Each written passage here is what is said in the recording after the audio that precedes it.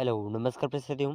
देखिए इस क्लास के अंदर हम राजस्थान के पशु परिचय एग्ज़ाम के लिए पार्ट बी के कुछ मोस्ट इम्पोर्टेंट क्वेश्चन कवर कर रहे हैं और बहुत ही महत्वपूर्ण प्रश्न हैं और आने वाले एग्ज़ाम के अंदर आपको इनमें से बहुत से क्वेश्चन देखने को मिल जाएंगे। तो सभी प्रश्न बहुत ही महत्वपूर्ण हैं, एक भी क्वेश्चन मिस मत करिएगा। तो देखिए इस क्लास के अंदर हम 10 तक के प्रश्न पूर्व की क्लास में कर चुके हैं और इस क्लास में हम क्वेश्चन नंबर 11 से शुरू कर रहे हैं।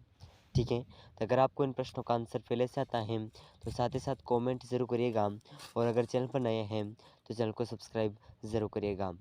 तो देखिए आज का अपना क्वेश्चन नंबर 11 है। एक बच्चा की प्रथम ब्यात की आयु होती है। बच्चा यानी कि जो गाय के प्रथम ब्यात की आयु है ये कितनी होती है?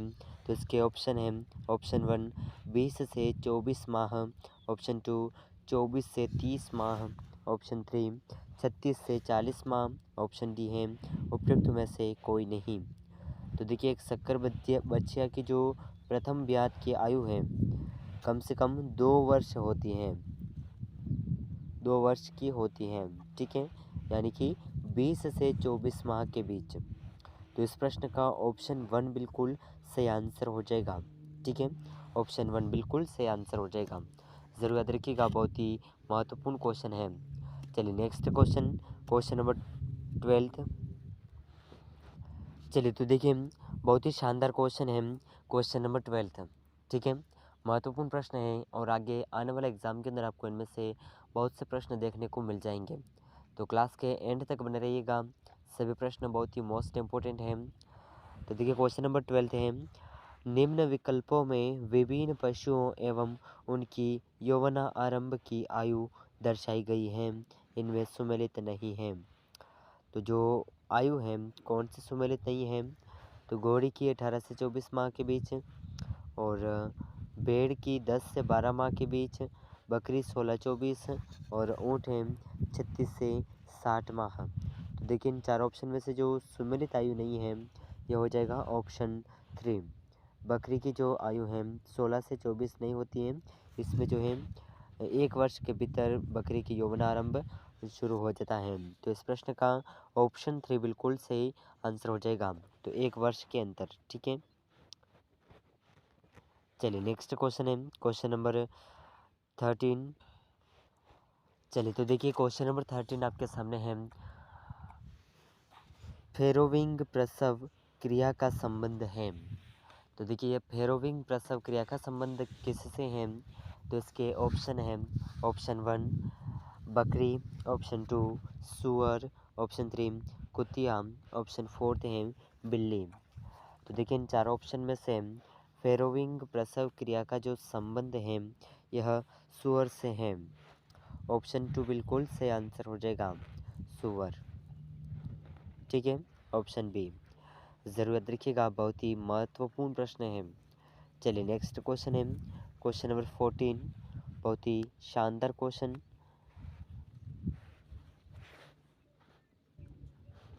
चलिए तो देखिए क्वेश्चन नंबर 14 आपके सामने है। क्वेश्चन इस प्रकार है, बकरी की मध्य चक्र अवधि होती है। तो देखिए बकरी की मध्य चक्र अवधि कितनी होती है? तो इसके ऑप्शन है। ऑप्शन 1 21, ऑप्शन 2 31, ऑप्शन 3 2 दिन, ऑप्शन 4 है 35 डेज।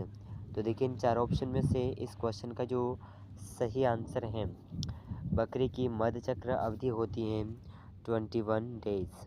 ठीक है, ऑप्शन 1 बिल्कुल सही आंसर हो जाएगा, ऑप्शन 1। ज़रूर याद रखिएगा, बहुत ही महत्वपूर्ण क्वेश्चन है। चलिए नेक्स्ट क्वेश्चन है, क्वेश्चन नंबर 15। चलिए तो देखिए क्वेश्चन नंबर 15 आपके सामने है। गाय व भैंस के गर्भित करने की विधि है। देखिए गाय व भैंस को गर्भित करने की जो विधि है कौन सी है? रेक्टोवेजाइनल, लैक्टिक वेजाइनल, वेजाइनल स्पेकुलम, उपरोक्त सभी। तो देखिए इन चार ऑप्शन में से गाय व भैंस के गर्भित करने की जो विधि है यह है रेक्टोवेजाइनल और इनमें से ऑप्शन 3 वेजाइनल स्पेकुलम ये जो है भेड़ भेड़ और बकरी के गर्भित करने की विधि है। ठीक है। अगर क्वेश्चन के अंदर पूछा जाए कि बकरी और भेड़ को गर्भित करने की विधि है तो वेजाइनल स्पेकुलम होगा। ठीक है। और गाय व भैंस का पूछा जाए तो रेक्टो वेजाइनल। ठीक है, ऑप्शन 1।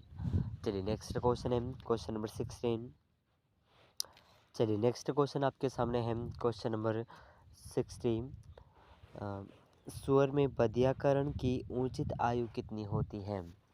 तो देखिए सुअर के अंदर बधियाकरण की जो उचित आयु है ये कितनी है?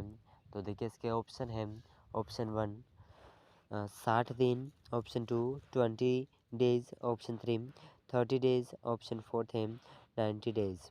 तो देखिए इन चार ऑप्शन में से सुअर में बधियाकरण की जो आयु है ये 30 डेज होती है, लगभग 1 माह। ठीक है, 1 माह।